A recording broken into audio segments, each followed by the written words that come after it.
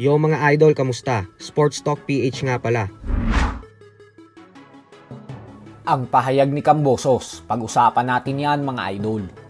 Ngunit bago ang lahat ay huwag kakalimutang mag-subscribe at i-click ang notification bell button for more sports talk. So matapos nga pong manalo ng former Unified Lightweight World Champion George Kambosos Jr. via unanimous decision kontra sa Australian knockout artist Jake Wiley nitong nakalipas na linggo lamang, ay muli nga pong ibinida ni Kambosos ang pagsasama nila ng ating pambansang kamao Manny Pacquiao dati matapos siyang kunin ni Pacman bilang sparring partner. Ayon kay Kambosos ay ibang klase daw talaga yung naging samahan nila dati ni Pacquiao, kung saan dinudumog daw talaga ng gusto ang gym upang makita lamang silang dalawa. Lalo pat sa tuwing may sparring session umano silang dalawa ay nakakakita umano ang mga Pinoy ng bilis laban sa bilis at lakas sa lakas.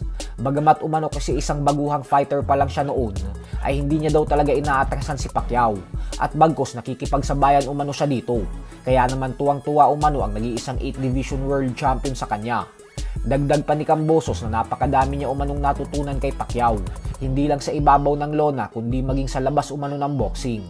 Sinabi din ni Kambosos na kung mapapansin umano natin, ay madami daw galaw si Pacquiao na ginagamit niya sa mga laban niya, na siyang isa umano sa mga dahilan kung bakit nagawa niyang talunin si Teofimo Lopez dati. Kaya sobrang laki umano ng pasasalamat niya sa ating pambansang kamao, at na ang naging samahan umano nila ay habang buhay niyang papahalagahan at hindi niya daw ito makakalimutan.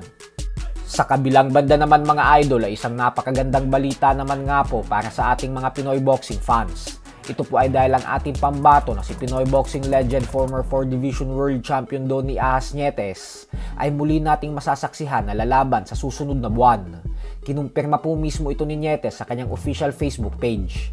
Ayon kay Nietes ay isang tune-up fight daw ang laban niya sa April 10 sa Sukat Parañaque, kung saan makakatapat niya si Miller Alapormina.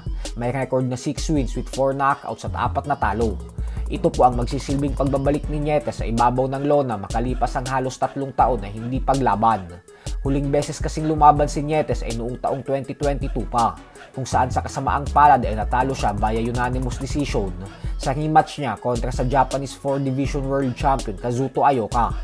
Ganun pa man nga po ay sa kasalukuyan ay may edad na ding 42 years old si Nietes. Kaya naman dito po natin makikita kung may natitira pa ba siyang gasolina para sa boxing.